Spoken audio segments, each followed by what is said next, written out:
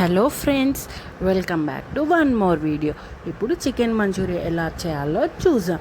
ముందుగా చికెన్ని మంచిగా వాష్ చేసేసుకున్న తర్వాత అందులో మీరు కొంచెం పసుపు, ఉప్పు, కారం, ధనియాల పొడి, గరం మసాలా, అల్లం వెల్లుల్లి పేస్ట్, కొంచెం కార్న్ఫ్లోర్ అండ్ 1 ఎగ్ అండ్ కొంచెం ఆయిల్ పోసుకొని మంచిగా కలిపేసుకోండి. మీరు ఈ విధంగా మంచిగా కలుపుకున్న తర్వాత ఫ్రిడ్జ్లో ఒక 2 అవర్స్ పాటుగా ఉంచండి. ఆ తర్వాత దాన్ని మంచిగా బయటికి తీసేసుకున్న తర్వాత మనం ఒక బ్యాండీ పెట్టేసి అందులో ఆయిల్ పోసి మంచిగా ఆయిల్ అనేది మంచిగా వేడెక్కినాక అది తర్వాత సిమ్లో పెట్టి ఆ చికెన్ని మనం గోలించాలి. మనము ఆయిల్ అనేది కొంచెం సిమ్లో పెట్టి ఆ చికెన్ గోలిస్తే మనము లోపల మంచిగా ఉడుకుతుంది. సో అందులో అలా బ్రౌనిష్ కలర్ వచ్చేలాగా మనము మంచిగా ఆయిల్లో గోలించేసుకుంటే సరిపోతుంది.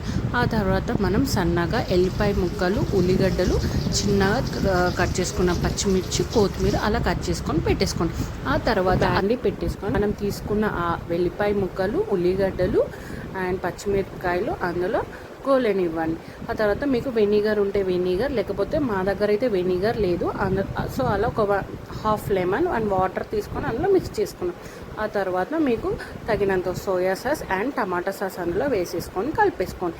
మేము నిమ్మరసం పోసేసుకున్నాం. అందులో మంచిగా కలిపేసుకున్న తర్వాత దాన్ని మంచిగా ఇలా దగ్గరకు అయ్యాక కొన్ని వాటర్ పోసేసుకొని మళ్ళీ కలిపేసుకోండి.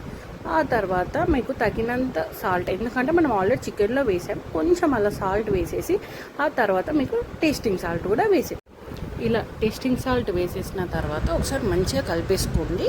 కొంచెం అలా దగ్గరికి వచ్చాక మనం ముందుగా గొల్లించుకున్న చికెన్ పీసెస్ని అందులో వేసేసుకోవడమే, అంతే. అది కొంచెం అందులో వేసేసుకొని కొంచెం దగ్గరకు వచ్చేలాగా ఆ గ్రేవీ అనేది మనం పీసెస్కి రావాలి కదా, ఒక 5 to 10 minutes అనేది అట్లానే స్టవ్ మీద ఉంచేయండి. ఎందుకంటే ఫ్లేవర్ మనకు చికెన్ పీసెస్కి మంచిగా వస్తుంది. సో అలా కొంచెం దగ్గరికి వచ్చేలాగా అలానే స్టవ్ మీద ఉంచేసేయండి. ఫైనల్గా మనం లాస్ట్కి అలా కొత్తిమీర వేసేసుకుంటే సరిపోతుంది. చూడడానికి చాలా బాగుంది కదా, అండ్ టేస్ట్ మాత్రం సూపర్గా ఉంది.